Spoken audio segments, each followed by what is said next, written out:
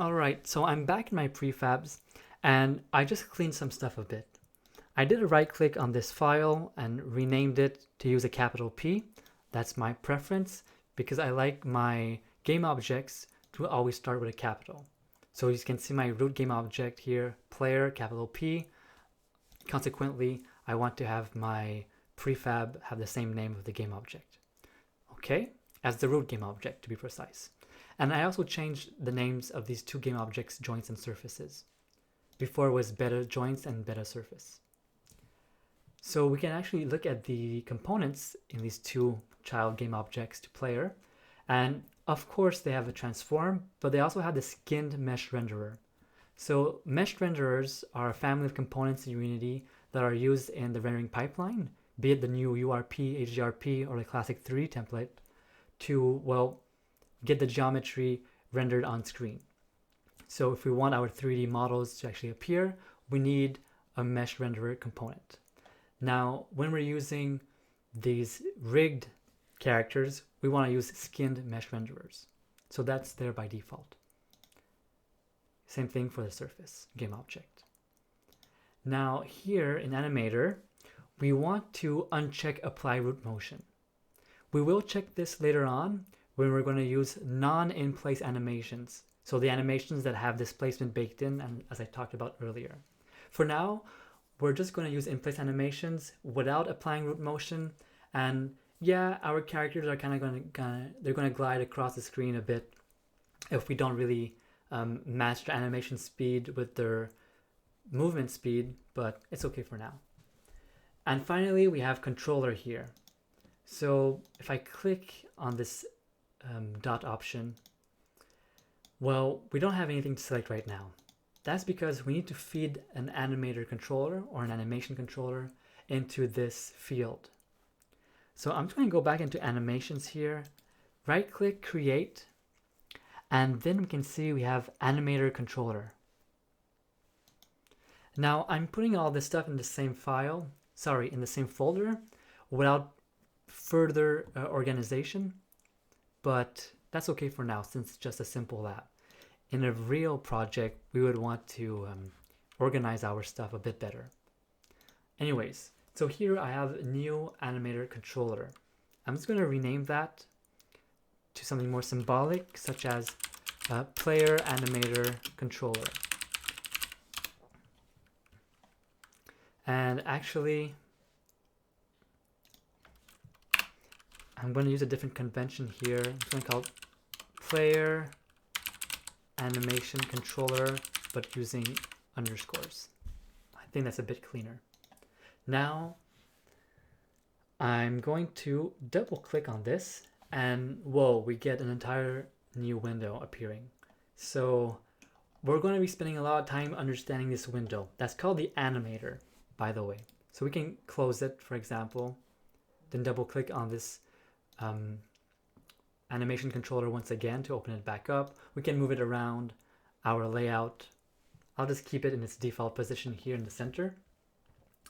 And this is where we're going to start running some animations. So our prefab of the player that has, let's go back to it, this animator component will take this player animator controller as its animator controller. And in that controller, we're going to define which animations to play, when to play them, when to stop them, how to transition between them, and so on. So it's going to be a lot of graphical interface work because we're going to do some of that work right here in this window. And also some part of the work will be done in code. Okay, so let's explore this animator window now.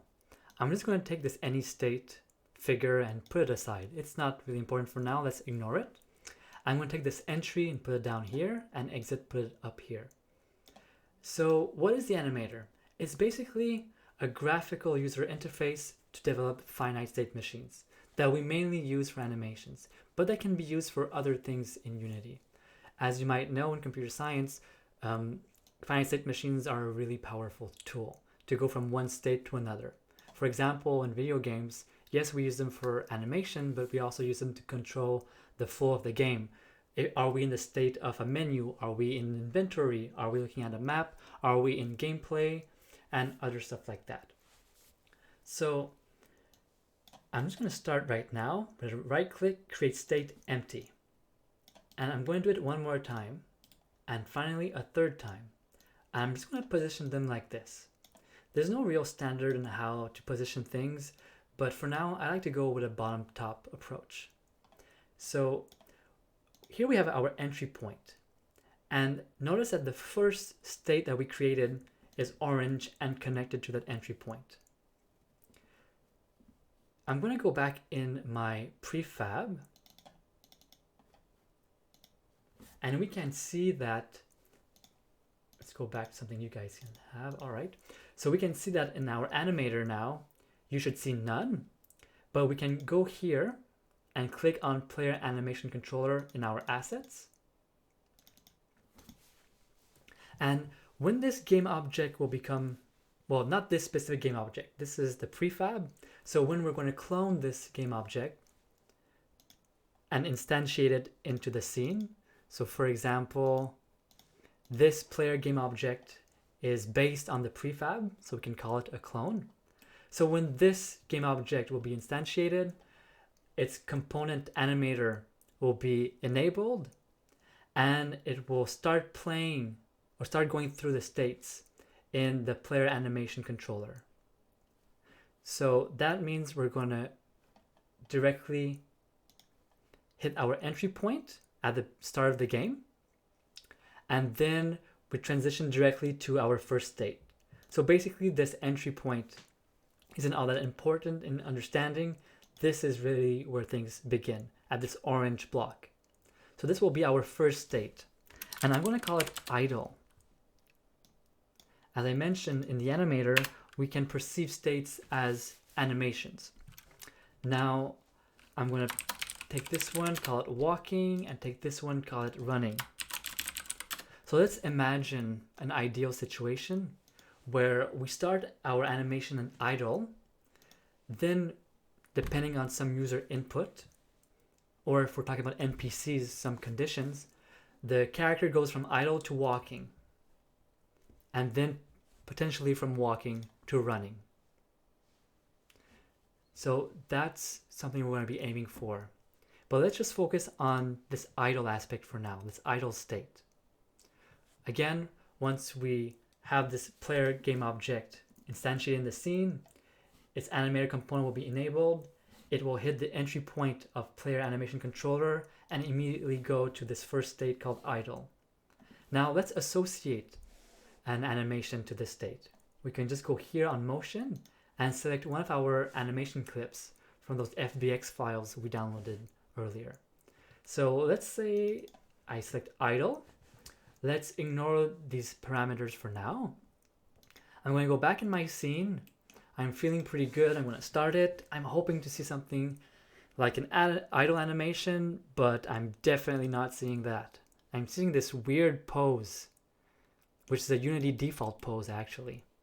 And we're clipping through the plane because our origin somehow is now at the hips, when before it was at the bottom of the feet.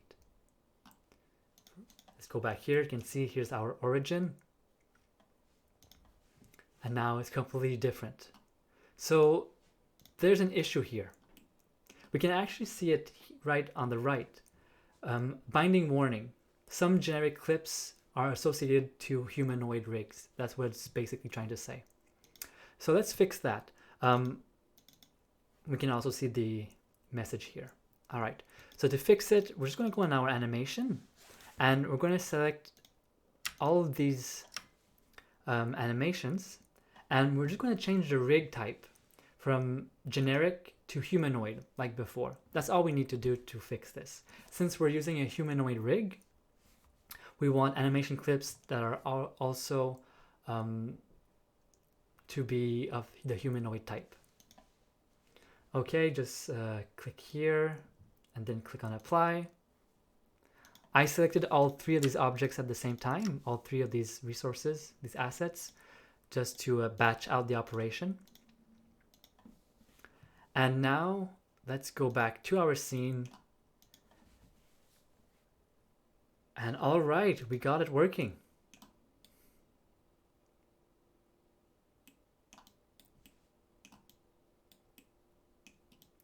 So there we go, our first successful animation. We still have a lot of work to do, but at least our proof of concept is there. Hey guys, it's me from the future, and I just realized that I forgot to do something quite important. So I'm just going to click on this walking animation, for example, and here we have this window that shows us our animation that we can preview.